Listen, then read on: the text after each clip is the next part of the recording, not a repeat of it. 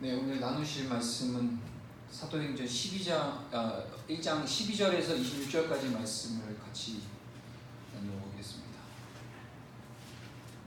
교독하겠습니다. 12절에서 26절까지 말씀을 함께 교독하겠습니다. 제가 먼저 읽겠습니다. 제자들이 감람원이라 하는 산으로부터 예루살렘에 돌아오니 이 산은 예루살렘에서 가까운 안식일에 가기 알맞은 길이라. 들어가 그들이 요한은 다락방으로 올라가니 베드로, 요한, 야고보, 안드레와 빌리, 도마, 바돌로메, 마테와 나베오의 아들 야고보, 셀루신 시몬, 야고보의 아들 유다가 다 거기 있어. 여자들과 예수의 어머니 마리아와 예수의 아우들과 더불어 마음을 같이하여 오로지 기도에 힘쓰더라. 모인 우리 예수가 120명이나 되더라. 그때 베드로가 그 형제들 가운데 일어서서 이르되 형제들아, 성령이 다윗의 입을 통하여 예수 잡는 자들의 길잡이가 된 유다를 가리켜 미리 말씀하신 성경이 응하였으니 마땅하도다. 이 사람은 본래 우리 수 가운데 참여하여 이 직무의 한 부분을 맡았던 자라. 이 사람이 불의의 삭스로 밭을 사고 후에 몸이 곤두박질하여 배가 터져 창자가 다 흘러나온지라. 미리 예루살렘에 사는 모든 사람에게 알려져 그들의 말로는 그 밭을 아기다마라 하는 이는 피밭이라는 뜻이라. 시편에 기록하였으되 그의 거처를 황폐하게 하시며 거기 거하는 자가 없게 하소서 하였고 또 일렀으되 그의 직분을 타인이 취하게 하소서 하였도다. 이러함으로 요한의 세례로부터 우리 가운데서 올려져 가신 날까지 주 예수께서 우리 가운데 출입하실 때에 항상 우리와 함께 다니던 사람 중에 하나를 세워 우리와 더불어 예수께서 부활하심을 증언할 사람이 되게 하여야 하리라 하거늘. 그들이 두 사람을 내세우니 하나는 바사바라고 하고 별명은 유스도라고 하는 유세비요 하나는 마띠아라. 그들이 기도하여 이르되 묻 사람의 마음을 아시는 주여 이 두 사람 중에 누가 주님께 택하신 바 되어 봉사와 및 사도의 직무를 대신할 자인지를 보이시옵소서. 내가 이 직무를 버리고 제 곳으로 간다이다. 함께 제비뽑아 마띠아를 얻으니 그가 11사도의 수에 들어가니라. 아멘. 지난주에 사도행전 사실 1장 1절부터 11절까지 쭉 가려고 했는데 상황이 또 그렇게 안 돼서 마무리를 못 쳤어요. 그래서 사도행전 1장에 보면은 일단 가장 중요한 구절이죠. 1장 8절 아시죠? 다 외우셨죠? 네, 1장 7절부터 8절, 9절 함께 다시 한번 읽어보도록 하겠습니다. 시작. 이르시되 때와 시기는 아버지께서 자기의 권한에 두셨으니 너희가 알 바 아니요 오직 성령이 너희에게 임하시면 너희가 권능을 받고 예루살렘과 온 유대와 사마리아와 땅끝까지 이르러게 증인이 되리라 하시니라. 이 말씀을 마치시고 그들이 보는데 올려져 가시니 구름이 그를 가려 보이지 않게 하더라. 아멘. 사도행전 1장 7절에서 8절, 9절, 그러니까 이 하반 7절, 8절은요, 특히나 이 8절은 우리가 많이 알고 있어요. 근데 우리가 많이 알고 많이 암송을 하는 구절이기도 한데 왜 그러냐? 그만큼 사도행전의 전체 핵심이에요. 왜냐면 1장 8절의 예언의 성취가 이제 사도행전의 전 구간을 통해 다 이루어지는 거예요. 그러니까 딱 서론을 던져놓고 힌트를 주고 사도행전 1장 8절 성령이 너희에게 임하시면 너희가 권능을 받고 예루살렘 온 유대 사마리아 땅끝까지 이르러 내 증인이 되리라. 제자들이 성령을 받고 나서의 그 변화된 모습과 나아가서 이 변화와 함께 결국에는 그 최종 목적이 그리스도의 증인된 삶, 이게 이제 바로 그 사도행전의 총 사도행전이 28장까지 있거든요. 전체의 이 핵심이에요. 1장 8절이. 그래서 좀 중요해서 이번 주는 이제 12절부터인데 좀 짚고 넘어가려고 하는 겁니다. 1장 10절에서 8절에서 보면요. 배경은 아시죠? 예수님께서 제자들이 보는 앞에서 그대로 감람산에서 하늘로 승천하신 장면이 1장 이제 전반절에 쭉 나오죠. 그리고 올라가시죠. 그리고 이 유명한 말씀을 나누죠. 근데 이제 제자들은 궁금한 거죠. 이대로 가시면, 이대로 하늘, 일단은 죽었다 살아나셔서 하나님의 아들이시면 분명하게 증언되고 이제는 알겠는데, 현상을 통해서 알겠는데, 이제부터가 걱정이에요. 제자들 입장에서는. 왜냐면 그간에서는 이제 늘 함께 동행하셨고, 예수님께서 요한의 세례로부터 그리고 이제 승천하시기 전까지는 제자들과 동거동락했어요. 그러니까 붙잡을 때가 있었죠. 제자들 입장에서는. 기댈 때가 있었다는 거죠. 우리 누구든지 사람이 아니라 모든 만물은요, 천지 모든 만물은요 기대고 있어요. 의존적인 존재라는 거예요. 저는요 무엇에 기대고 있죠? 지금 마이크에 기대고 있는 거예요. 제가 마이크를 통해서 얘기를 할 때 이것이 확성이 돼서 여러분들 귀에 나가는 거. 이것처럼 우리는 아주 작은 것 하나하나 다 서로가 기대고 있는 존재예요. 근데 유일하게 자존하신 분이 스스로 계신 분이 한 분 계시죠. 그게 하나님이시죠. 어떤 영향도 받지 않아요. 어느 누구에게도 기대받지 않으시고 스스로 계셔서 스스로 존재하시고 스스로 모든 것들을 이뤄가시는 것이 바로 하나님 한 분인 거예요. 그 외에는 다 우리 서로 기대고 있다는 거예요. 이것만 봐도 창조주와 피조물과의 어떤 관계가 이게 뭐 상충되지 않다는 건 분명히 증명하고 있죠. 마찬가지죠. 그 제자들도 3년 동안 하나님 대신 예수 그리스도 그 주님의 제자로서 늘 주님과 동행하되 주님을 의지하고 기대고 있었겠죠. 왜냐하면 실제적인 체험과 기적과 이적 하나님의 아들이심을 그들은 삶 속에서 받고 3년 동안 공생애를 같이 함께 하면서 확실히 하나님의 아들이라는 것을 그냥 뭐 이렇게 생각하고 이것들을 막 논리적으로 풀고 수학 문제 풀듯이 한 게 아니라 그냥 삶에서 느껴버리고 DNA로 받아들일 수밖에 없었던 거죠. 그런 제자들 입장에서는 당연히 주님이 때가 찼고 죽으셨을 때 그 절망의 열매가 어떻게 나타나는지는 요한복음 21장에서 보면 볼 수 있죠. 주님이 죽으셔서 부활하시기 전에 제자들이 얼마나 절망 가운데 있었는지는 각자 이전의 모습으로 돌아갔죠. 디베레 바닷가에서 베드로는 다시 예전에 했었던 그러긴 그렇지 내가 한여름밤에 꿈을 꿨구나 하면서 이제 하던 일을 하고 그만큼 절망적인 상황이었죠. 기댈 존재가 없었으니까. 근데 아니나 3일 만에 부활하셨고 친히 예수님은 제자들을 찾아가셔서 당신의 그 부활하신 그 신적인 신성을 드러내셨고 나타내셨다는 거예요. 근데 40일이 지난 주님을 갑자기 또 불현듯 감남산에서 나 이제 간다 진짜 간다 뿅 하고 이제 올라가시는 거예요. 참 우리는 제자들의 심정을 조금은 그때 당시에 심정이 어떤지 좀 유추해 볼 필요가 있을 것 같아요. 우리가 늘 그래요. 이제는 이제 성령이 우리를 붙들고 가잖아요. 하지만 성령은 소멸하죠. 소멸하는 성령이 나를 떠나시면 사울만 봐도 알잖아요. 이스라엘 왕. 성령 충만했던 사울과 날마다 성령 충만하게 간구했던 다윗이 이 두 사람의 차이를 분명히 명확하게 우리가 성경을 통해서 보듯이 저와 여러분들의 삶은 성령께서 우리와 함께 하시기 때문에 주님의 뜻을 이루어가고 주님의 생각하심과 주님의 행하신 대로 우리는 따라갈 수 있는 의지가 생기는 거고 행동할 수 있는 그런 어떤 물리적인 모든 것들이 다 조성이 되는 거잖아요. 근데 여기서 이제 성령께서 우리 안에서 떠나시거나 사울처럼 성령이 나가면 바로 뭐가 들어올까요? 악신이 들어오는 거죠. 그러니까 우리는 늘 두려워해야 돼요. 그리스도께서 제자들이 보는 앞에서 그리스도께서 승천하시고 올라갔을 때 아마 제자는 어쩌면 그런 마음일 수도 있어요. 이제 어떡하지? 한마디로 말해서 끝났다. 이제 뭐 약속은 하지만 왜냐하면 제자들의 그 불안한 마음이 어디서 증명이 됐냐면요. 바로 이제 여기서 나와요. 한번 읽어볼게요.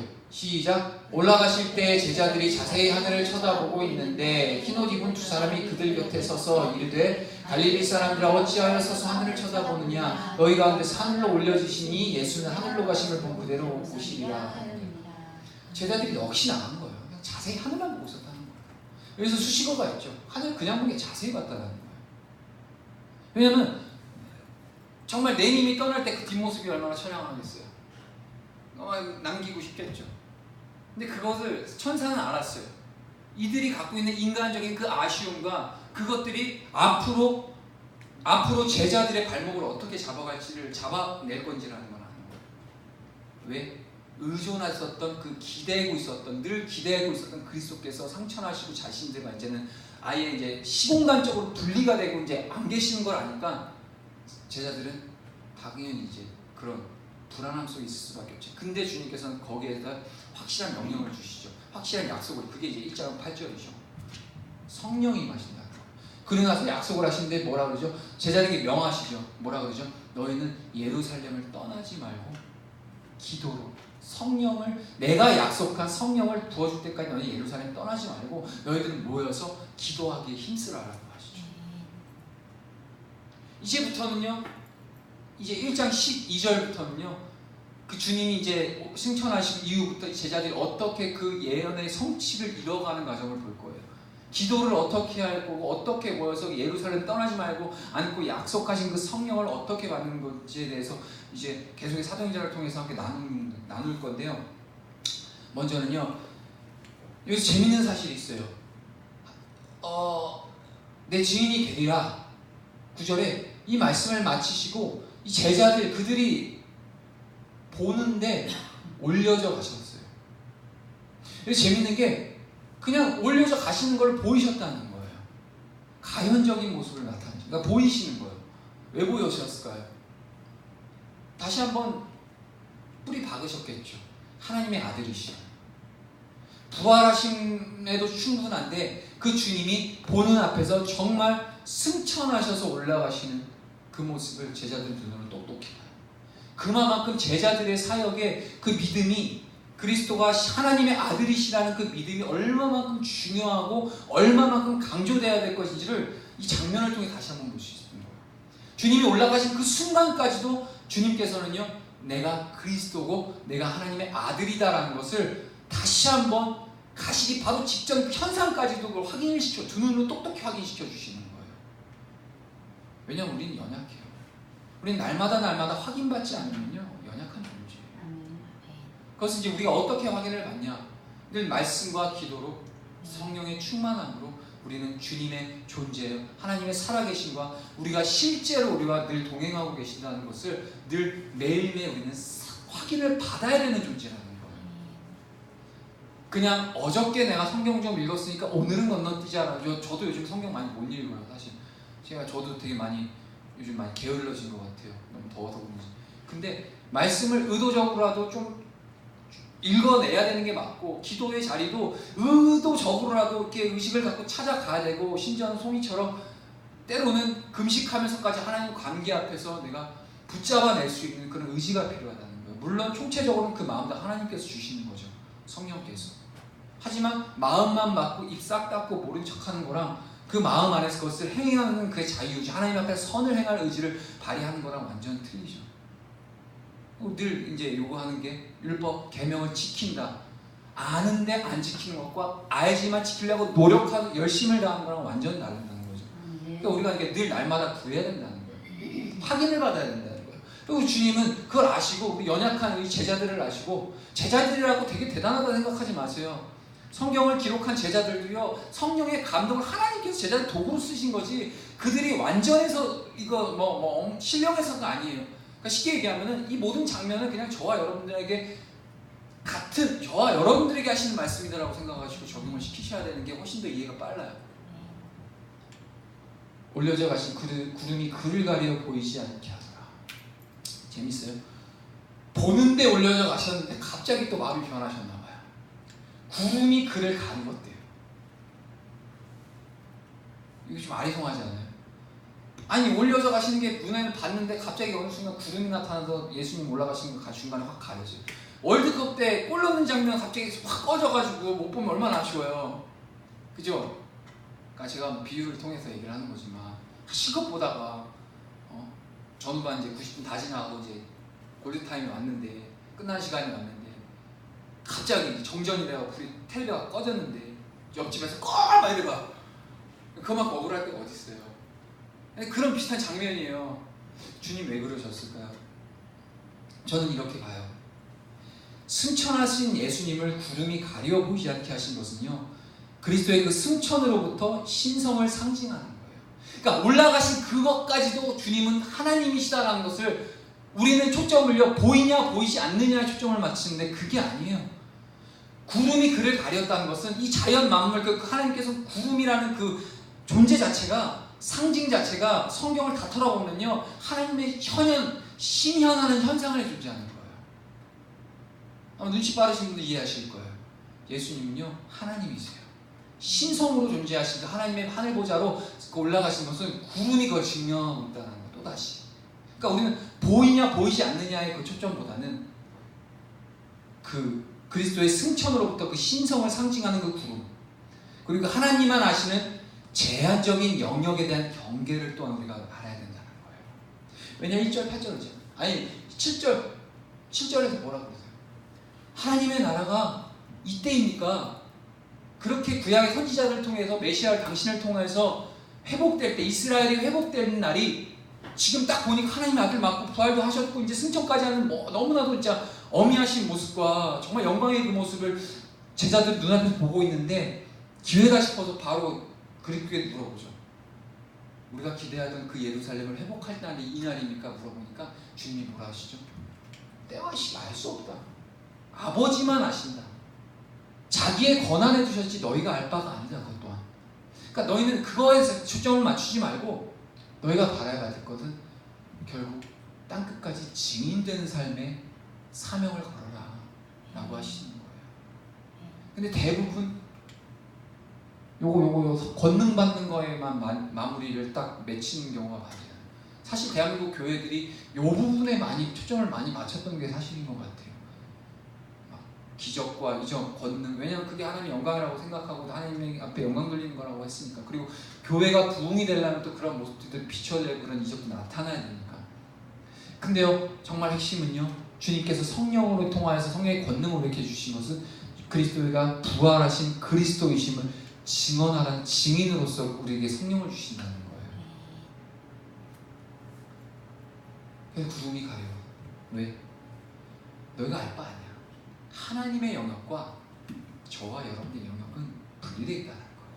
착각하시면 안 돼요. 하나님만 아시는 영역, 그리고 저희가 순종해야 될 영역, 이해가 아니라 주님이 원하시고 주님이 뜻이라면 그것을 내가 이해해서 이해 열매로 가는 것이 아니라, 이해가 되지 않고 나는 도무지 용납되지 않을지라도 하나님의 뜻이 말씀 속에서 그리하다 하시는 것을 내가 그것을 인정하고 가야 되는 거예요. 하나님의 제한적인 영역이 있는 거고 우리가 취해야 될 영역이 있다는 거예요. 그것을 명확하게 이 말씀, 이 짧은 구절을 통해 다시 한번 확인시켜 주시는 거예요. 그리스도는 신 하나님이세요. 구름 타고 올라가신, 구름으로 가서 모든 천하 만물도 하나님의 신성 되심을 찬양하는, 그리스도 되심을 찬양하는 그런 만물의 창조주 앞에서 우리는 계속 따지고 들죠. 왜 그래야 돼요? 전 이해할 수 없어요. 하지만 주님 거기에 대한 해답을 주시기 전에 먼저 우리에게 성령을 주시죠. 성령을 주실 때 모든 게 깨달아지고 이해가 되는 거예요. 저는요, 믿은 만큼 확실한 논리가 없어요. 저는 그렇게 생각해요. 논리가 돼야 믿는 사람들이잖아요, 세상은요. 근데 안 그래요. 믿음 만큼 논리적인 게 없어요. 세상 어떤 논리를 다 가지고 어떤 공식을 가져다 보세요. 그건 이론일 뿐이에요. 그걸 어떻게 증명해낼 거라는 거예요. 믿을 때 비로소 그것이 나에게 증명이 됩니다.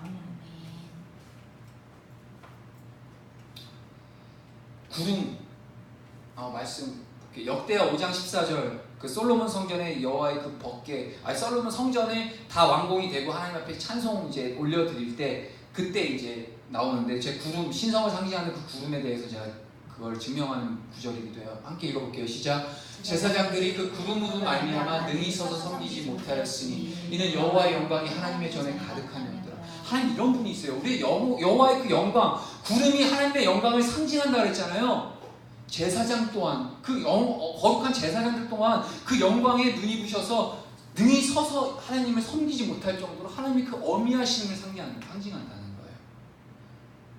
예수님께서 그러한 어미하신 그 하나님 되신 그 주님이 구름을 타고 이제 곧 오실 겁니다. 읽었죠? 읽어보겠습니다. 요한계시록 1장 7절 시작. 볼지어다 그가 구름을 타고 오시리라. 각 사람의 눈이 그를 보겠고 그를 찌른 자들도 볼 것이요 땅에 있는 모든 족속이 그로 말미암아 애곡하리니 그러하리라. 아멘. 여기에서 우린 소망을 둬야 돼요. 제자들에게도 얘기하죠. 너희들 너 언제 나라가 회복되고 너희들이, 왜냐하면 제자들의 그 속마음을 다 주님이 읽어내셨거든요. 사실상 이스라엘이 회복되어지는 것에 대해서 솔직히 제자들한테 그게 뭐가 그렇게 중요해요. 주님 입장에서는 그것이 중요한 것이 아니에요. 회복이라는 어떤 현상이 중요한 게 아니라 회복시켜내는 그 주체가 중요한 거라고 늘 얘기하잖아요. 그 주님이 오심이 중요한 거라는 거예요. 오늘 이제 계속 오전 오후 예배 때 목사님이 하나님의 나라에 대해서 계속해서 설파해 주시고 말씀을 풀어주시고 강의해 주셨는데, 저는 거기다 한 가지만 더 제가 좀 덧입히고 싶은 게, 저는 그 하나님의 나라에 대한 그 나라라는 어떤 그 구성 자체가 저에게 대해서는 최종 목적지가 아니에요. 저는 거기 하나님 계시니까 저는 그 나라가 소망하는 거라는 거죠. 주님의 존재.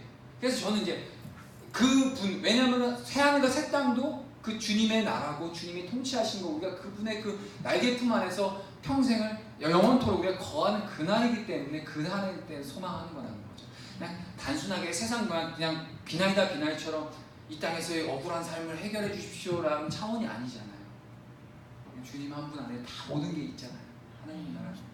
그래서 주님이 오시는 것, 제자들로 하여금 너희들 그것에 언제 나라가 회복되고 그런 것이 중요한 것이 아니라 주님이 오시는 것에 너희들이 준비하는 것, 증인의 삶을 살아가는 것, 그것이 하나님이 원하시는, 주님이 원하시는 성령을 보내시는 이유라는 거죠.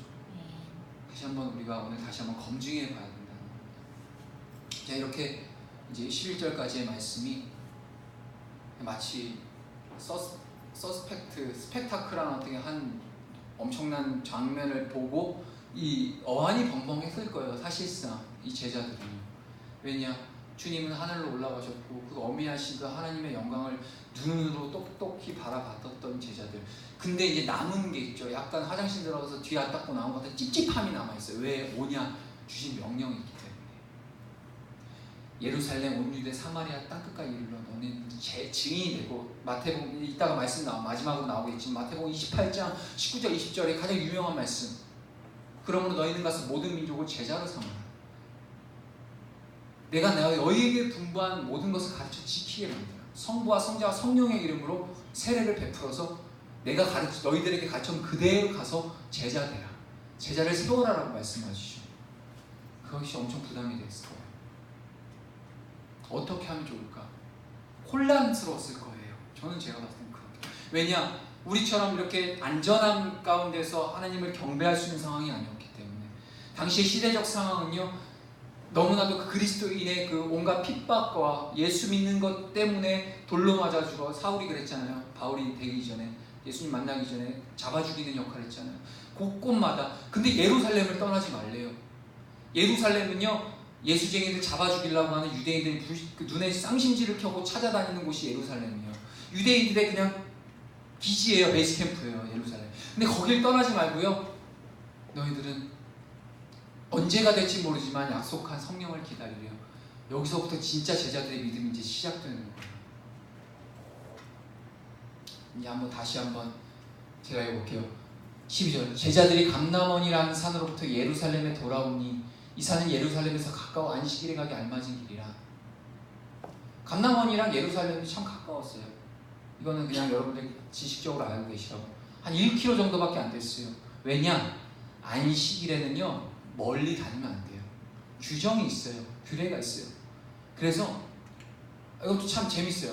이 하나님 그 율법과 말씀, 그 신명기와 민수기나 이런 데 레위기에 나왔던 그 율법을 또 이제 이것이 이제 지켜지는 거죠. 멀지 않았어요. 감람산에서 승천하시고 예루살렘 가라는 게 1km밖에 안 되는 그 가까운 거리였다고 하더라고요. 자, 이제 11제자가 남았죠. 한 제자는 누구죠? 유다였죠. 가룟 유다.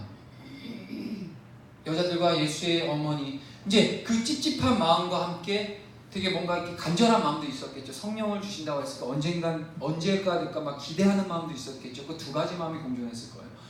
그 제자들, 그리고 11제자들과 또한 예수님을 따랐던 그 무리들 몇 명이죠? 120명이죠. 120명이 이제 함께 모여서 기도하는 장면이 여기서부터 이제 시작해요. 14절.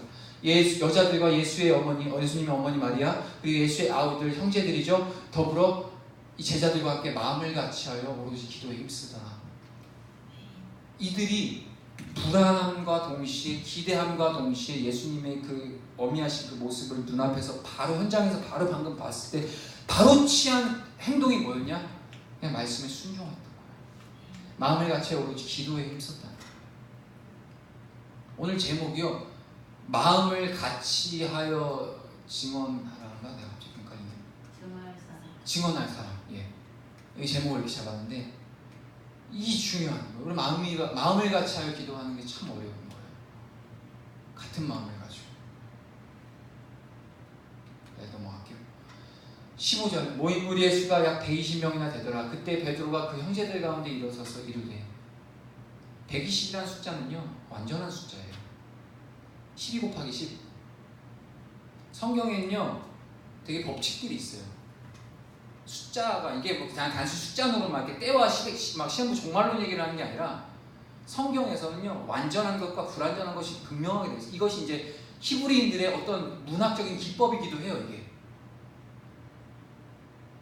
12, 10이라는 존재는요 되게 완전한 거예요. 그러니까 이제 제자도 12이고 지파도 12이고 10이라는 숫자는 거. 그리고 한마디로 예를 들면 그 요한복음 2장 같은 경우 가나안 혼인잔치 물 항아리가 몇 개였죠? 6개였죠. 6은요 6이라는 숫자는 불완전한 숫자예요. 6개의 물 항아리를 준비됐지만 완전한 7개 7은 또 완전 숫자예요. 7 예수께서 7번째 항아리가 되시는 거고 주님이 존재하시면 완전하게 그 가나안 잔치는 이루어지는 거예요. 그러니까 결국엔 우리는 주님이 없이는 불완전한 존재라. 120이라는 숫자가 뭐 그냥 단순히 뭐 학문적으로 신학적으로 푸는 게 아니라 곳곳에 주님께서 힌트를 주셨다는 거예요. 그냥 120. 왜냐하면 수많은 무리가 있는데 그 중에서도 주님께서 구별된 약 120명의 그런 그 누가 이 저자 누가는 거기에 대한 상징을 넣어놓은 거예요. 뭐 하나 그냥 이루어진 게 없다라는 얘기하죠. 그래서 그때 베드로가 또 이제 나서기 좋아하는 우리 베드로가 야 우리가 이러고 있을 때가 아니다. 처음에 14절에는 기도하기 이제 제자들과 어머니 막 친지들 120명이 기도를 막 하기에 이제 힘쓰고 있는 거예요. 근데 갑자기 가만히 생각해 보니까 우리 베드로가 수제자 베드로가 안 되겠어. 이대로가 약간 뭔가 불안해. 또 12가 완전 숫자라 했잖아요. 또 가만히 보니까 한 120명쯤 모였는데 완전해야 되는데 우리는 제자가 11명밖에 없네. 그러니까 이제 바로 한 명 뽑자. 형제들아 성령이 다윗의 입을 통하여 예수 잡는 자들의 기자비가 된 유다를 가리켜 미리 말씀하신 성경이 응하였으니 마땅하도다. 인정하는 거예요. 가룟 유다의 그 예수님을 배반하고 예수님을 팔아먹고 예수님을 잡는 자를 안내자로 사용했었던 그래서 이제 나오지만 창자가 터져서 자살해서 이렇게 아겔다마라고 부르고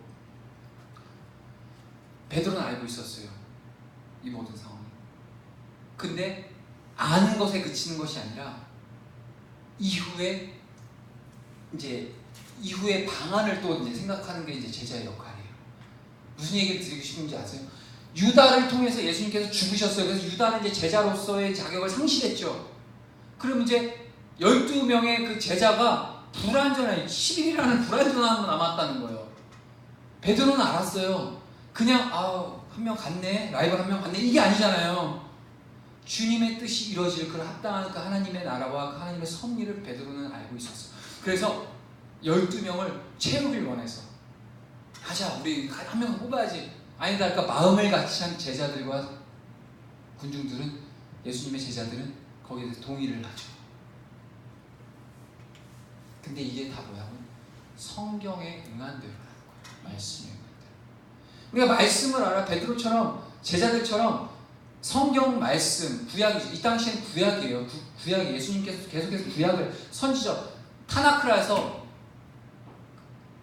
오경, 토라, 나비는 이제 히브리어로 선지서, 케투빔, 지혜서 이렇게 해서 구약을 통하여서 모든 것을 확인시켰어요. 구약에 증거되어 있는 그 모습 그대로 이것을 성취시킨 게 예수님이 먼저 다 예언의 성취가 이루셨어요. 그것을 제자들을 계보를 통해서 계속 이뤄나가시는 거예요. 이 사람은 본래 우리 숲 가운데 참여하여 이 질문의 한 부분을, 여기서 진짜 전 소름 돋았어요. 이 사람은 본래, 이게 빨간색이 잘 안 보이죠? 본래, 그러니까 유다는요 본래 예수님의 제자가 맞아요. 우리가 결과적으로 봤을 때 유다는 예수 팔아먹고 예수님 팔아먹고 정말 나쁜 제자가 됐지만 그 일이 있기 전까지는 유다에게도 자유의지가 있었다라는 거예요. 저는 그렇게 봐요. 물론 전체적으로 하나님의 절대 주권이 있지만 유다의 그 한 사람의 그 개인의 영혼에 됐을 때는 분명한 선택의 여지가 있었다는 거예요. 복음서 얘기하잖아요. 제가 차라리 안 태어나는 게 나을 뻔했다라고. 회개하고 돌이키면 차라리 나을 뻔했는데 베드로처럼 세 번 부인했어도 회개하고 돌이켜서 나아갔으면 또 성경에 또 하나님께서 거기까지 역사가 어떻게 또 시작될지 모르겠지만 어쨌든 하나님의 절대 주권 안에서 봤을 때는 유다를 불의의 도구로 사용하신 건 맞지만 유다 한 사람의 영혼을 봤을 때는 불쌍한 영혼인 거예요. 이렇게. 본래라는 게 수식어가 저를 마음을 수식해요. 원래 정연이는 잘 믿던 앤데 라고 어느 기독교 기록사에 그렇게 남을까 봐 저는 두려워요. 교회사에 이정현 전도사는 본래는 하나님 앞에 신실한 본래 종이었는데라고 해서 콤마가 해서 이후에 이상한 얘기들이 달려갈까봐. 좋아요, 여러분들. 우리 교회가 추구하는 게 그거잖아요.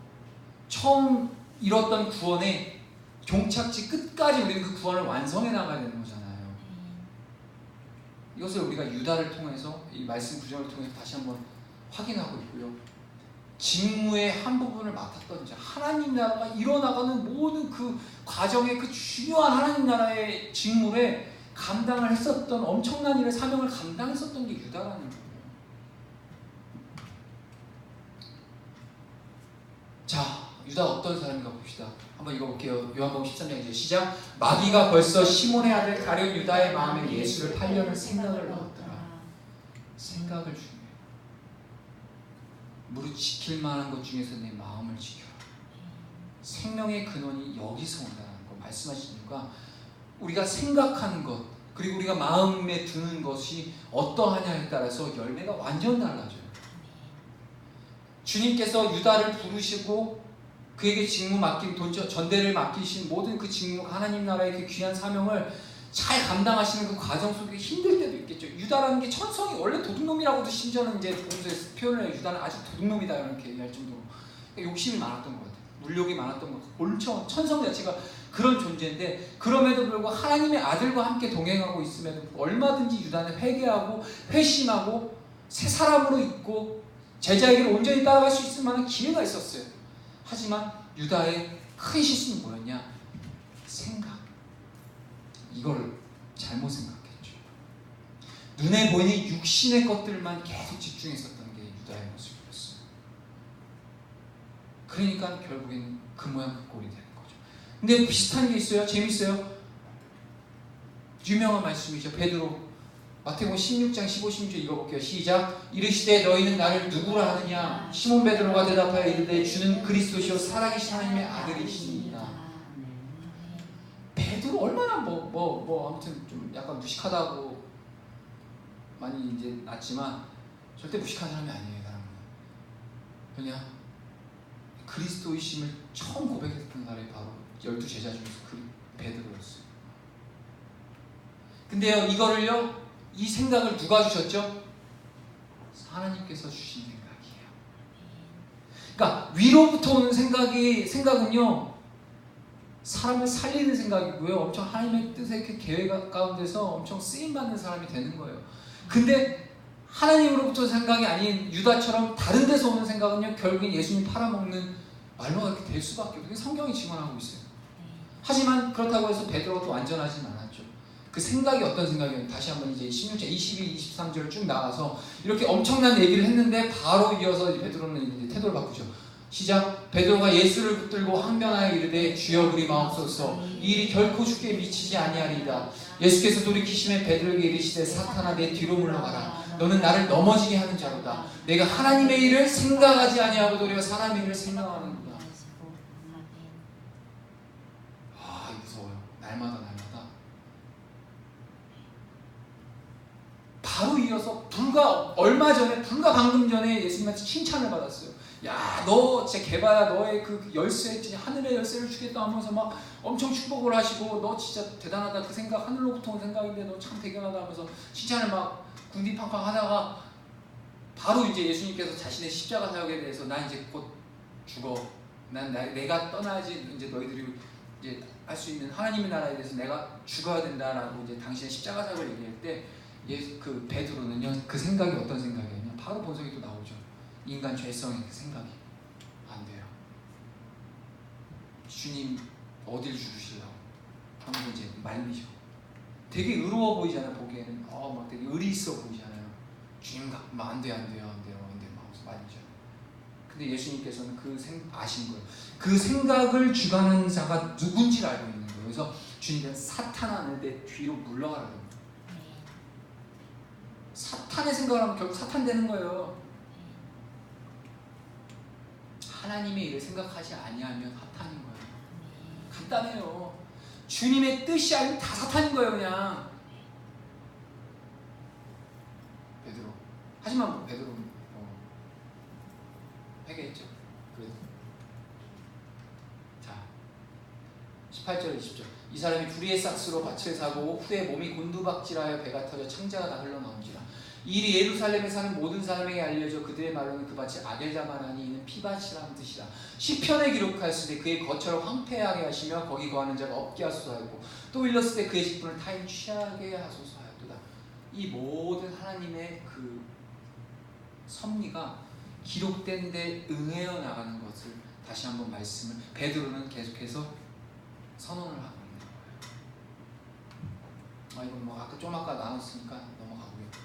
이어서 이러므로 요한의 세례로부터 우리 가운데서 올려져 가신 날까지 주 예수께서 우리 가운데 출입하실 때 항상 우리와 함께 다니던 사람 중에 하나를 세워 우리와 더불어 예수께서 부활하시면 증언할 사람이 되게 하려 하리라 하거늘. 결국 증언할 사람이 필요하죠. 무엇을 증언해요? 요한의 세례로부터 주님 승천하시는 날까지 예수께서 우리 가운데 출입하실 때, 그러니까 우리와 그 인성으로서 함께 계셨을 때, 그리고 부활하시 승천하신 모습을 또 신성의 또 그 어미하신 그 하나님 되심을 바라봤던 이 모든 상황들을 증언할 증언자들이 필요했다는 거예요. 그 증언할 증언자들은요 완전한 12명이 채워져야 돼요. 이건 상징 숫자 놀이가 아니라 완전해야 된다는 거예요. 완전해. 증언할 자의 그 책임과 역할에 대해서 여기서 다시 한번 볼 수 있는 거예요. 불완전한 상황으로 주님을 증언한다? 과연 우리가 나가서 복음 증거하는 거 물론 그 당시에 도구로는 쓰여질 수 있어요. 하지만 주님은 마태복음 7장에서 얘기하시잖아요. 나 몰라 너 상관없어. 너 나랑 상관없는 인간이야. 이렇게 된다니까요. 주님을 증언하기 위해서는 완전한 주님의 성령의 능력으로 말미암아 우리가 나가야 되는 게 이게 맞다라는 거예요. 증언할 예수께서 부활을 증언할 사람. 근데 어떤 사람? 예수님과 예수님 그 취입할 때 우리 항상 우리와 함께 다니던 사람 중에 요것도 되게 중요해. 항상 우리와 함께 다니던 사람 중에 단순히 패밀리식 공동체 이게 아니라 주님이 이들과 함께 하셨기 때문에 중요한 거예요. 항상 주님과 함께 다니던 사람 중에 제자가 되어야 된다는 거예요. 똑같은 얘기하는 거예요. 제가 방금 드렸던 말씀. 주님과 동행하지 않으면 증언도 못해요. 주님과의 그 분명한 관계가 형성되지 못하면요 그 어떤 것도요 완전할 수가 없다라는 거예요. 그 두 사람이 그 후보자가 누구죠? 바로 요셉과 마띠아라는 사람이에요.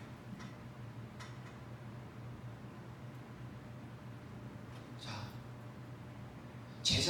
제자에 대해서 이제 얘기를 하려고 하는데 계속 이라고 갈게요. 24.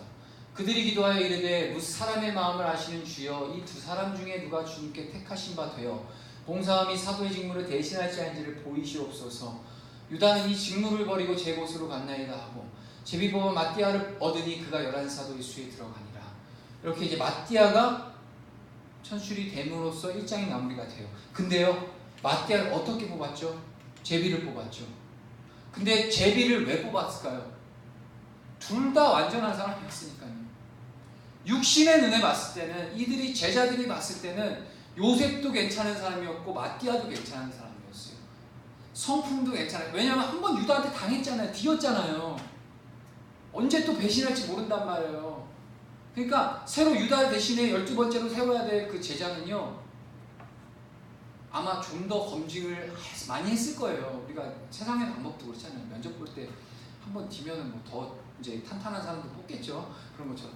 근데요 요셉도 그렇고 마띠아도 그렇고 예수님과 늘 동행했었던 자 중에 하나였고, 그리고 뭐 제자로서의 어떤 그런 자격이 조금도 부족한 자가 아니었어요. 여기서 저는 뭘 아냐? 오늘날 저와 여러분들이 제자의 삶을 살아가고 있잖아요. 과연 요셉처럼 마티아처럼 우리가 비록 제비 뽑아서 된 건 아니지만 하나님의 은혜로, 절대적인 은혜로 말미암아 우리가 믿었고 믿게 됐고 구원을 받는 자라고 칭함을 받았고 이제는 거기에 대한 직무에 합당한 삶을 살기 위해서 제자를 자청하고 이제 살아가는 거잖아요. 열심을 다해서. 근데 우리에게 주신 참 그 은혜가 너무 감사한 거죠. 한 게 없는데. 근데 요셉이나 마띠아는 주님과 동행했었고 거기에 대한 충분한 자격과 다양한 것들이 딱 맞춰가지고 이제 했어요. 그러니까 누가 봐도 다른 제자들 입장에서는 요셉이 때도 해도 합당하고 마띠아가 했어도 합당한 상황. 그러니까 이제 결국 제비를 뽑는 거예요. 제비라는 수단 자체가 하나님의 절대 주권을 인정하는 거라는 거죠. 근데 무조건 뭐 로또 돌리듯이 막 제비에서 모든 걸 결정하는 게 아니에요. 요셉도 마띠아도 준비된 자들이었어요.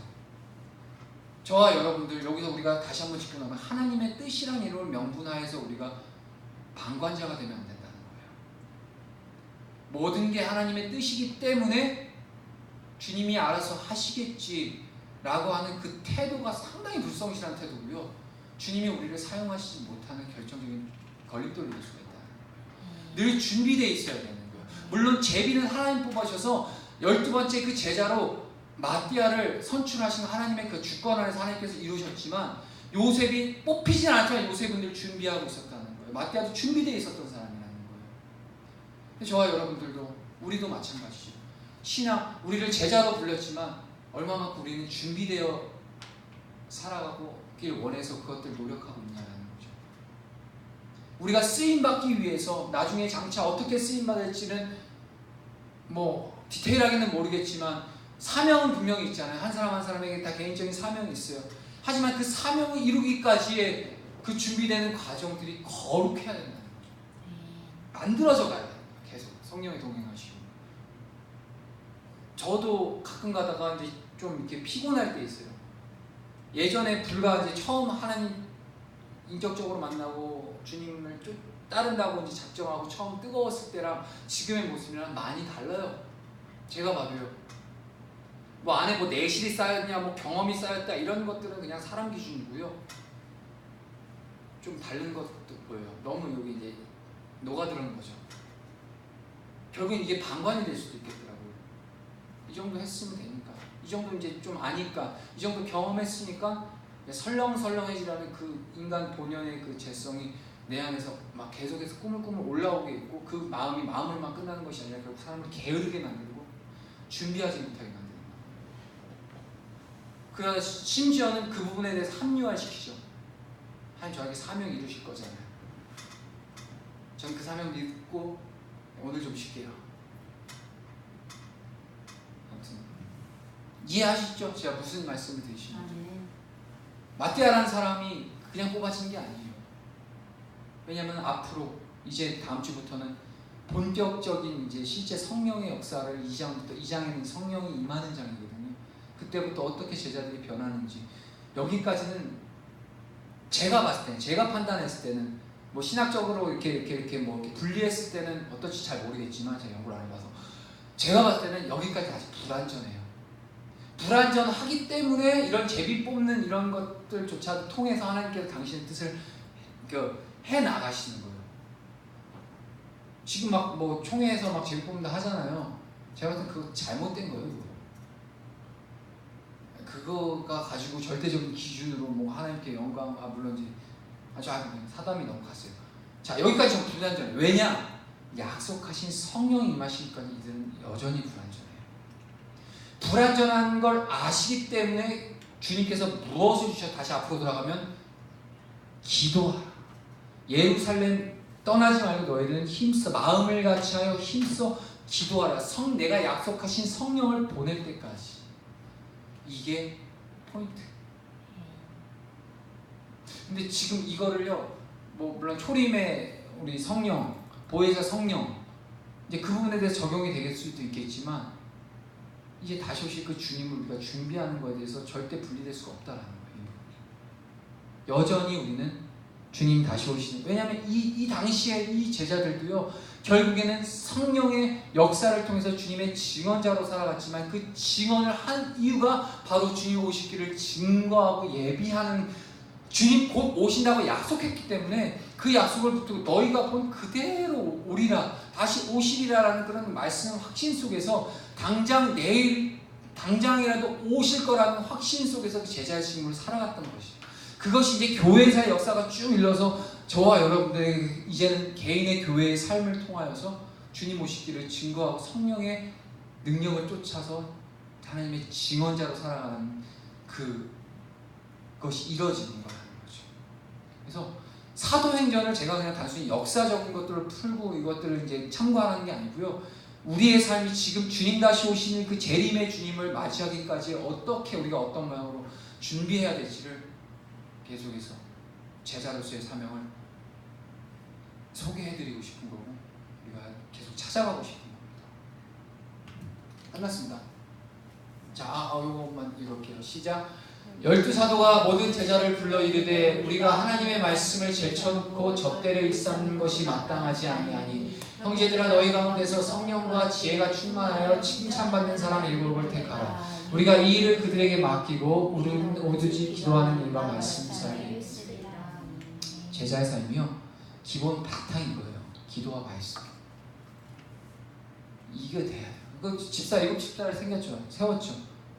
그게 이유가 뭐냐고, 이 당시에 이제 그 제자 사도들, 이 당시에 사도들의 역할이 직분이 있었기 때문에 말씀에 전념을 해야 된다는 거예요. 우리도 말씀에 좀 전념을 해야 될 것 같아요. 다른 것보다 기도하고 경건의 모양의 경건의 능력을 이 세상 가운데 발휘하기 위해서는요 말씀과 기도가 없이는 안 돼요. 그리고 이후에 사도행전의 7장에 가면 스데반이 순교를 당하죠. 스데반이 7집사 중에 하나인데 복음을 여실하게 적나라하게 그 유대인들한테 전하다가 돌을 맞아 죽죠. 그러고 나서 어떻게 일어났죠? 바로 스데반의 순교를 통하여서 교회들이 흩어지게, 제자들이 흩어지는 역사가 일어났고 결국엔 복음이 왕성해지는 역사가 그때부터 일어났어요. 주님이요 승천하시고 성령이 임하셨을 때부터 교회가 교회로서의 왕성한 복음의 증거가 시작됐다. 주님이 죽으심이 있었기에 우리가 구원을 받을 수 있는 길이 열렸던 거죠. 결국엔 제자의 삶도 이거예요. 이 말만 하고 마치죠. 제자라는 뜻이요. 예전에도 한두 번만 얘기해 드린 것 같은데 제자의 어원이요. 순교자라는 말과 어원이 같아요. 제자는요. 주님을 위해서 순교의 자리를 가는 게 제자라는 거예요. 그 순교라는 게 막 총칼 맞고 이렇게 이런 순교도 있겠지만 그 순교의 자리를 가기까지 그 과정들이 순교자의 그 마음을 가지고 우리가 살아가는 것, 이게 참된 제자로서의 길이라는 거예요. 그 순교자의 마음, 순교자의 그 무거운 멍에처럼 느껴지는 그 십자가의 짐같이 느껴지는 그거지만 하지만 우리 주님은 우리에게 그냥 너 가서 순교해가 아니죠. 우리에게 성령이 함께 하시죠. 우리는 거기에 소망을 둬야 되는 겁니다. 막 되게 대단한 일에 하는 거에 집중한다기보다는 우리는 오로지 말씀과 기도로서 거룩하고 우리가 준비를 시키되 우리를 역동적으로 뭔가를 하나님의 뜻을 위해 역동적으로 활동을 시키고 하나님 나라를 이뤄가시는 그 주체는 바로 우리 안에서 계시는 존재하신 성령님께서 우리를 이끌어 가시는 거예요. 이 부분이 가장 중요하고 1장의 전체에 우리가 놓치지 말아야 될 핵심이라고 생각합니다. 자, 마지막에 한 구절 같이 읽고 끝내도록 하겠습니다. 시작. 그러므로 너희는 가서 모든 민족을 제자로 삼아 아버지와 아들과 성령의 이름으로 세례를 베풀고 내가 너희에게 분부한 모든 것을 가르쳐 지키게 하라. 볼지어다 내가 세상 끝날까지 너희와 항상 함께 있으리라. 아멘. 이렇게 살아갈 수 있는 저와 여러분들이 너무 소망합니다.